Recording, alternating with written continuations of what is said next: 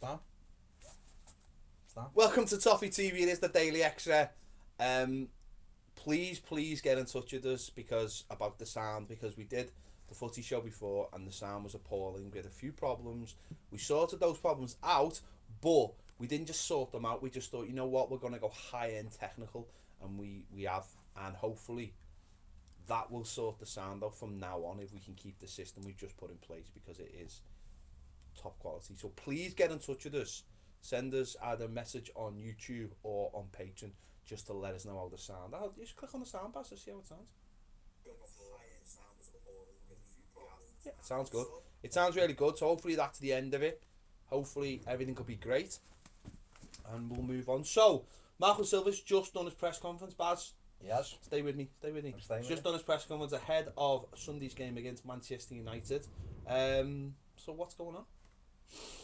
Asked about Andre Gomez. Asked if it'll be the last time, or rather, will we see him next season in the blue shirt at Goodison? And quite predictably stayed away from that and said, I don't know. Got no more information on that. But he did say that he's got to learn from it. He said he's not normally that kind of player, which people always trot out that he's not normally that kind of player. But he said, you know, when you're playing against a player like Mitrovic, in other words, Mitrovic was wider than what he was, you've got to learn to keep your head, because obviously now he's missing 3 important games for us, as we try to finish the season strongly. So that was probably the big takeaway from it, is that, you know, he said he was a little bit surprised he was done, but he can understand why, I suppose. And Gomez is gone, you know, he's out now for 3 weeks, so it's a blow for us, isn't it? But the smirk before he confirmed, or didn't confirm whether he'd be playing for Everton next season, I thought was quite telling, because I believe he will be. So there. Well, listen, they want him. Player, I'm sure, wants to stay. We've been down at meeting people today. Met Joe. So there you go. So there you go. I mean, he might not. Now he might want to get off now. You know what I mean? But no, he seems to be part of the process, doesn't he? And he's getting involved in these things like we mentioned yesterday, things like Everton, the community stuff and all that. I seen him yesterday, the pitch, you know, they had the academy day. There's the big picture, he's got a kid on his shoulders. Oh, has he? Yeah. I just thought things like that are fantastic. Yeah, it's great. Love all that. It was great for the kids, wasn't it, as well, to do all that. So that was good. In terms of United, he said that it's obviously Solskjaer's difference. He said he's not sticking to one formation, so it's not as if they're playing the same way every week. And he said they've got quality, but it's about us. You know, it's what we want to do in the game. And he was very critical of last week against Fulham. He said it was way below what we expect. And he said I've heard people saying, you know, they were relegated and they thought it was going to be easy. He said we prepared as if, you know, for a tough game. And for whatever reason the players didn't respond, and it must be frustrating for him if they've done their work in the week and they look alright, you know, they look like they're at it, and then they turn up like that and perform in the manner in which they did. It must be very, very frustrating as a manager to stand on that touchline. Although, to be fair, I mean, I've defended them all season, but I thought he got a subs. I don't think he reacted very well himself either at the weekend. Didn't give anything away though, did he, in terms of like, well, I don't know if he was even asked the question about who would replace Gomez. He didn't, no, but what he did say was only Yerry Mina's missing. So that means Morgan Schneiderlin is fit. So I would imagine Schneiderlin will play. I think what we get with Morgan Schneiderlin is we'll get the insurance in front of the back four. Manchester United's biggest threat, or like the biggest quality they have, is their attacking players, isn't it? So therefore, if you've got 2 players who can try to negate that area of the pitch, it allows your fullbacks to bomb on, and it allows Sigurdsson, Bernard, Calvert-Lewin and Richarlison to put them under pressure where they are at their weakest, which is their defence. The defence is shocking. So obviously we got David De Gea in goal. It's difficult to get past him, but the other 4, unless you shoot like 25 yards and it bobbles in. So there's that. I'm quietly confident. I think we'll have to have a reaction. I think the fans will demand a reaction. And just like Jesus did, we're going to rise again on Easter Sunday. There you go. I just hope the crowd. I hope the crowd are up for it, because the crowd can recreate what they've done for Chelsea and Liverpool and Arsenal. I think that'll give the players that extra spring in the step to get at Man United. If you are watching, please let us know who you would replace Andre Gomez with on Sunday, and also just tell us if it sounds and looks good, because that's what we want to know. Yeah. Yeah. So he said there's no other injury problems. Oh yeah, Gary Ward has been in touch on Patreon and said it sounds great. Toffee96 said, do you believe in the summer we will buy any players currently in the Premier League, or do you believe Brands and Silva's sole focus is on players in mainland Europe and the lower leagues in England? People keep on mentioning the lower leagues to me. I don't see any enough talent in the lower leagues. Well, I think that's probably to like Che Adams, who's at Birmingham, obviously, who's done very well this season. It's a lower league in the Premier League. Problem with the lower leagues are the prices are so extortionate that you do go on to, and that was why people started to buy from Europe anyway, because the quality was so much better. I think he'll have irons in the fire. I know we went out and bought that young kid yesterday, but he's just a young kid. He's going into the under-18s, so you can read very little into that. We've done that plenty of times. We've done that under every manager, I would suggest. Going out and look for the best talent.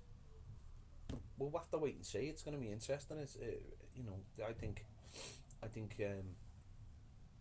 think we'll be pleasantly surprised. And as I said yesterday when we done the Daily Extra, I'm excited by this summer so we can sort of start to understand the process, because I think that's a big thing. I think getting to grips with, because you have these ideas of what you want, or how you think things should be, because you go by what you've seen before, because what else can you go by?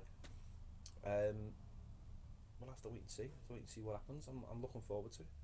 I think it'll be. I honestly think I can't see us taking anyone from the Premier League, other than if Kurt Zouma was available. Yeah. I just think that, for all the reasons you just said, that really the prices more than anything. Wages are big, prices are big, and what you've got to be looking for Everton to try to make the next step, and that is improve and get closer to finishing in those top 6 positions and qualifying for Europe. Because let's be honest, that's our aim at the moment, is to qualify for Europe. The players who we could, I mean, look, take Wilf Zaha for instance, right? Yeah. He's 27 this year. He's got loads of ability. Okay, his end product's not great, but he's got loads of ability. And if Everton were interested in a player like Wilf Zaha, you're talking 65 million quid and 130 grand, 140 grand a week. And I'm not suggesting that he'd come to Everton, because he seems quite happy to stay at Palace. But for that kind of money, now you could maybe go and get Irvin Lozano for 35 million quid and 70 grand a week, 60 grand a week from Holland. Now, okay, physically Zaha is a better specimen than Lozano, because he's taller, and but Lozano's a hell of a player and is up and down and works hard, scores goals. And I think that's the kind of thing Everton will be. I think the thing is that good players are good players, and but when you buy Premier League players, they've been about, they've played in the Premier League, they don't need time to settle, and then that's where the argument comes from for me, for people like Andre Gomez.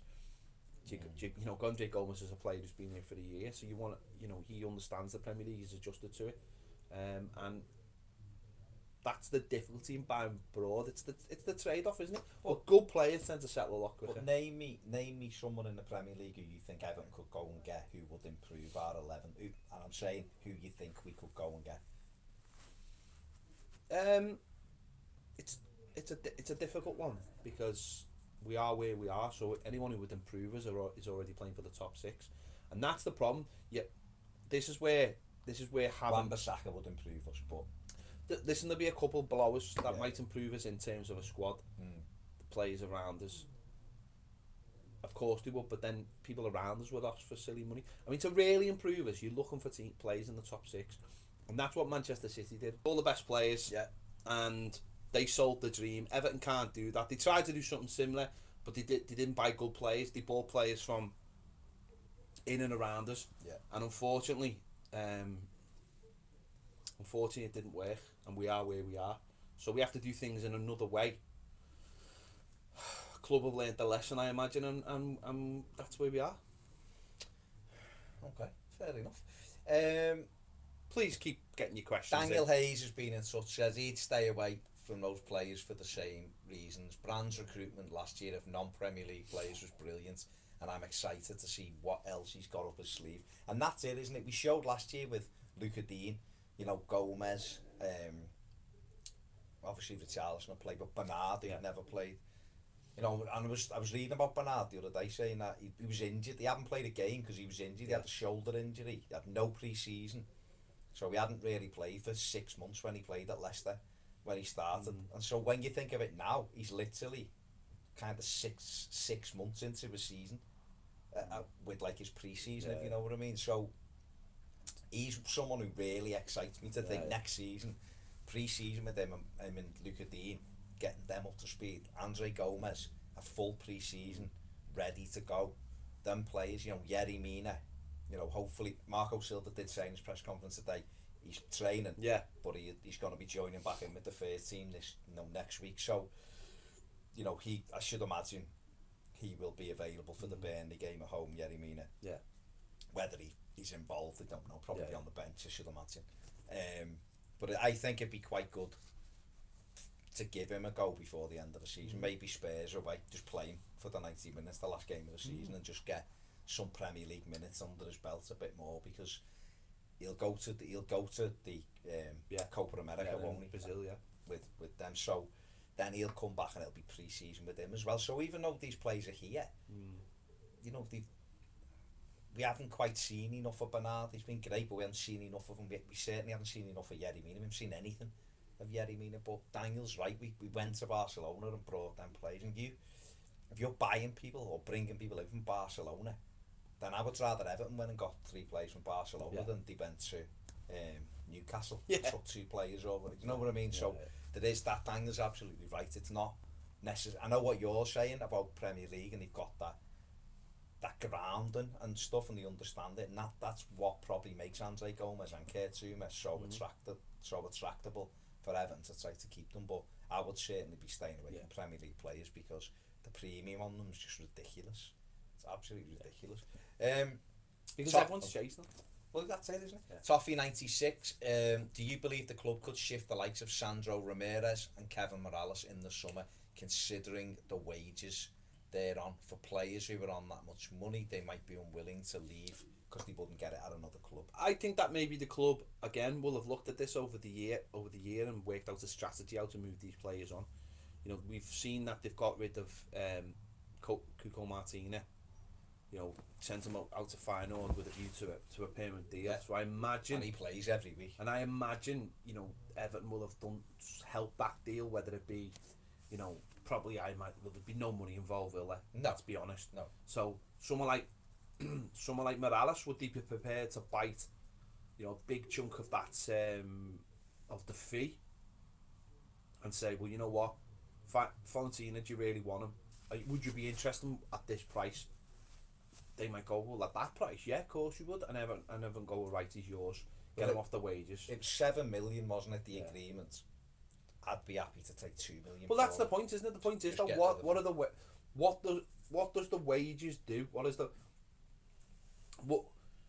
does the fee mean anything in terms of, you know, going forward?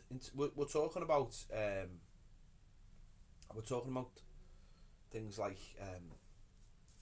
wages and you know, how FFP and all this kind of stuff. So that's difficult. The wages, right? So if you can get these players, if you could say to someone like, if you Sandro again, if you could say to, I don't know, where is he now? Sandro, right? Sociedad. If you would say to Sociedad, listen, you can have him for next to nothing, but you're gonna have to look after his wages. You know, we're prepared to bite off the £5 million that we paid for him, but you're gonna have to, I don't know, we'll supplement his wages or something while you're paying him, but you're gonna have to pay him at this rate. We just want him off the books. So it's almost like you've got a player there that is, Everton might pay his wages for the next 3 years at, like, I don't know, 30,000. Well, no, like 30,000. Oh, just subsidise it, yeah. And they pay him like 30,000, and it's like he's earning half. that might be an effective way of saying to the lad, listen, if you want to play football, no one is going to come for you at this wages. What do you want? Do you want half the wages and play, or do you want to just sit here and do nothing for 2 years? I honestly think someone like Sandro Ramirez will just want to go and play footy. I honestly don't think he'll think, well, I'll just sit at Everton and earn me money, because he's a lad who's 22, whose career is going nowhere. He's literally going nowhere at the moment. Kevin Morales is another one. Kevin Morales has earned enough money from football. At his age, why would he just say, it's alright, I'll just sit on my wages? But the thing about him, no, it's not in his hands as such, is it? Because if Everton are saying they want £7 million for him, clubs are going to say, well, we don't want to pay, he's 30. 31? Yeah, we don't want to pay that much. Whereas Everton can say, we can have him for 3. And he's gone. Clubs might go, and I think that's another thing that Everton will have been working on over the past years, getting that sort, to try and get that done. It's a strategy, isn't it, to get rid of the players long term. If you can get shut of them, if Ramirez, and like I said yesterday, Sandro, okay, and someone quite rightly reminded me, he hasn't scored a goal for 500 days, so that's fine. But what I'm saying is, that player, at least you know with him that there might be something in there that you might be able to squeeze out, or another club. Like Kevin Morales is 31, nearly 30. He's been to Everton, he's done it, he's come back and it hasn't worked, you know what I mean? He's someone who needs to be gone, most definitely, because of his age as well. Whereas Sandro, clubs might look at Sandro and go, I'll pay £8 million for him, no problem. A young attacker. And if Sandro then goes, well, I'm quite happy to take 30 grand, 40 grand a week, because I've had 2 years at Everton where I've been earning a lot of money. I'm happy because I want to establish myself, I'm a good player. And, Real Sociedad might come to Everton and go, we want to buy him, we'll pay £5 million for him. And Everton might just go. We cut our losses. Or, who knows, he might come back. So did anything else come out of the press conference? Nothing really. He was asked about the kids, their success the other night, said it was good. He was, it's good to see the players learning, winning trophies, as he called them, winning trophies and stuff like that, and that's a good grounding for them. And that was really it, because it's coming to the end of the season, nothing to play for. They ask who's fit, who isn't fit, quick bit about United, and then that's it. There's not really more to say, is there? Daniel Hayes, how important do you think the summer recruits will be in helping the new players bed in and understanding what Silver and Brand's plan is? I think that'll be vital for us next season, because we didn't have that last summer. Everyone was starting from scratch. That's a really good point. I think about this summer is that last summer Marco was starting from scratch as well. So we had players there, you've alluded to it a couple of times, that the team that started the season isn't the team that's finishing the season. And so you've got a manager there who still had the likes of Vlasic in that training, who went out, Davy Klassen was there and he's gone. Well, you're assessing players as you're trying to coach players, and that's not always the easiest thing to do. But if you've got players straight in there, there'll be players at the club at the moment now who will be looking to leave in the summer, and will go into the summer not questioning they'll know what their future holds in terms of am I part of this squad or aren't I?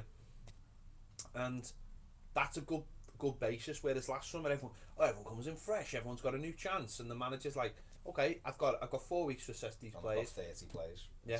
And that's not an easy thing to do, and it can cause issues. Whereas this summer, I think this is almost like, day one. But isn't this what we wanted? The reset, yeah. This is what we've wanted. This is what we wanted, the reset button. We wanted to get to a situation where we've got a manager, a young coach in charge. We've got director of football. The young coach now has felt his way through the season. He's had his ups and downs, of course he has. He's young himself. He's 41. He's young himself. Do you know what I mean? He's had a big club. 41 is very young. It's ridiculously young. It's very young. I mean, to be younger than 41 is a blessing in life. Well, there you go. But 41 is ridiculously young. But he's had all that chance to assess. Now the players come back for pre-season, like you said, they all know. The ones who are in the team know what this fella wants.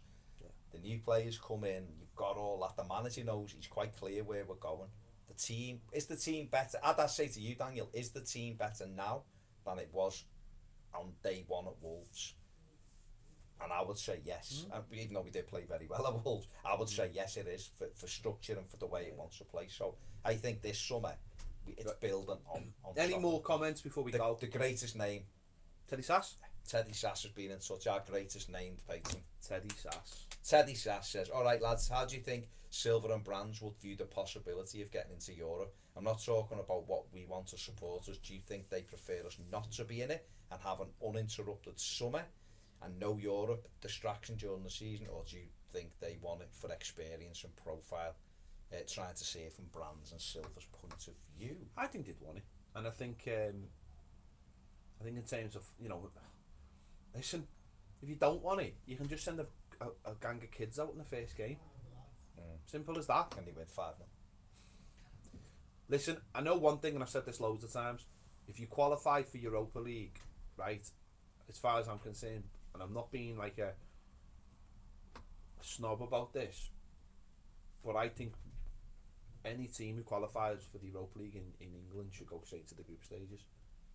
No, we should, just based on how good our league is. Exactly. We've got, or at least we've got two of our teams in England are in the semi-finals of the Champions League, and two of our teams in the Europa League, you know, are very, very close. Should have both got 1 foot in the semi-finals. So it tells you how strong this league is. So you're right, we shouldn't have to nonce about with all kinds of No, we shouldn't be qualifying in July, should we? You know, it's ridiculous. It is ridiculous. Maybe at a very, very big push, maybe one qualifying game to get in the groups, but I don't even think they should have that. It should be straight in. And this is a competition that gets you in the Champions League ultimately if you win it. So it's a big competition. So I think Everton need to be in it. Whether it's this summer, I don't know. And your question is, I suppose, they will look at it both ways. So if they get in it, they'll go, okay, put it this chance way, for though. profile, chance to get more experience, chance for younger players. And if you don't get in it, great, uninterrupted summer. Put it this way, though. What if Everton had won a trophy this season and got into Europe? You've got to think about it like that. The manager and Marcel Brands will have been planning for Europe without Europe. One thing that makes it difficult this way, just before we go, is that it's difficult in planning pre-season because obviously you've got an idea what you want to do, and if Everton end up 7th on the last day, I think someone put a thing up saying it's something like some players would have 11 days off, like the ones who go to the AFCON and the ones I appreciate that side of it's a bit difficult. I appreciate that, but you'd have to just deal with it. You deal with it. You just deal with it. Any more before we go? I don't think so. Let me just refresh. Let me refresh before we go and film any other business which is going out live. No, it's not. We're joking. 3, 2, 1. No there, and I don't think here either.